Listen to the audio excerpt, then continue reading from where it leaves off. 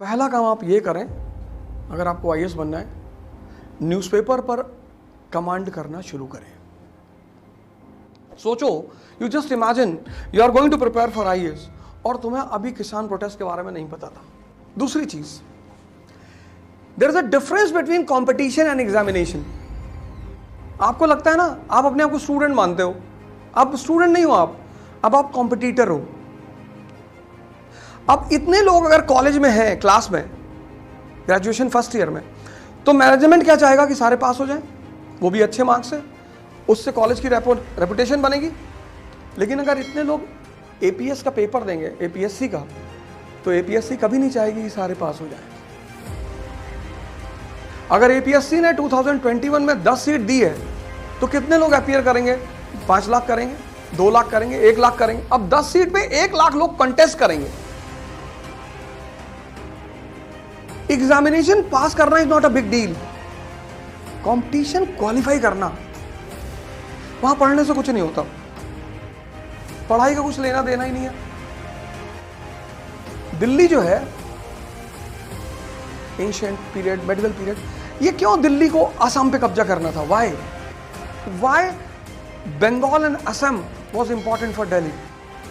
Sir, अब आप competition देने जा रहे हैं। दूसरा पॉइंट, पहला पॉइंट मैंने किसकी की? न्यूज़पेपर्स की।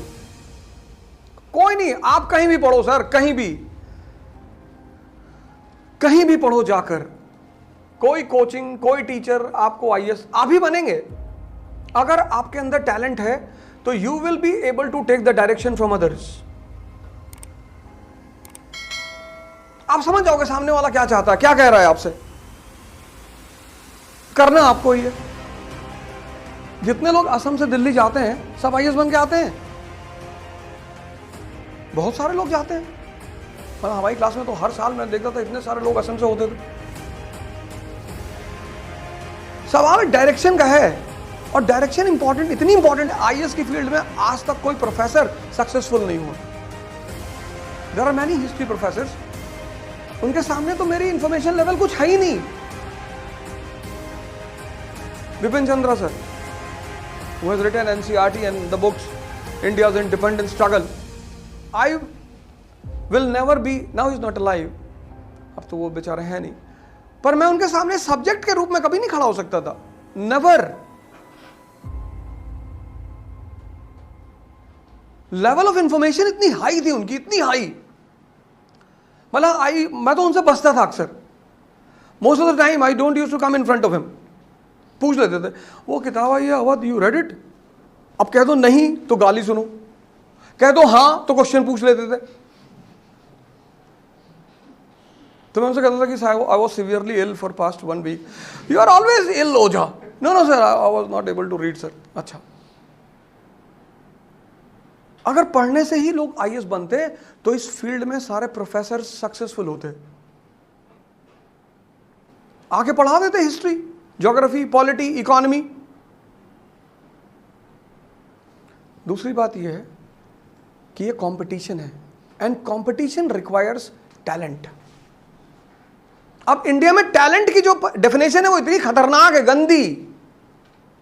टैलेंट मतलब इंडिया में 98.7% 10+2। अगर यही टैलेंट होता तो मोदी जी की भी डिग्री होती। टैलेंट मतलब the art to handle challenges and struggle. इस इंस्टीट्यूट का जो चपरासी होगा ना, उसकी जिंदगी बहुत मस्त होगी। चपरासियों की जिंदगी बड़ी मस्त होती है। जैसे कई बार लोग हमसे आके कहते हैं, I don't want struggle in my life. Very good, बहुत अच्छा, चपरासी बन जाओ, कोई स्ट्रगल नहीं है। और वो भी तुम सीजीएम के चपरासी हो गए, किसी जज के चपरासी हो गए, डीएम के चपरासी हो गए। और चपरासी is a very important figure. कोई भी डीएम से मिलने आएगा, पहले चपरासी से मिलेगा, उसको 500 रुपये पकड़ा देगा। पांडे जी, साहब क्या कर रहे हैं? साहब चेस खेल रहे हैं। अच्छा। अब 10 लोग अगर डीएम से मिलने आए दिन भर, 5000 हो गया ना उसका, 1,50,000 पर मंथ, ऊपर से 50,000 सैलरी, 2 लाख पर मंथ। सिर्फ डिजायर खरीद ली, शादी कर ली, बीवी लिपस्टिक ला रहा।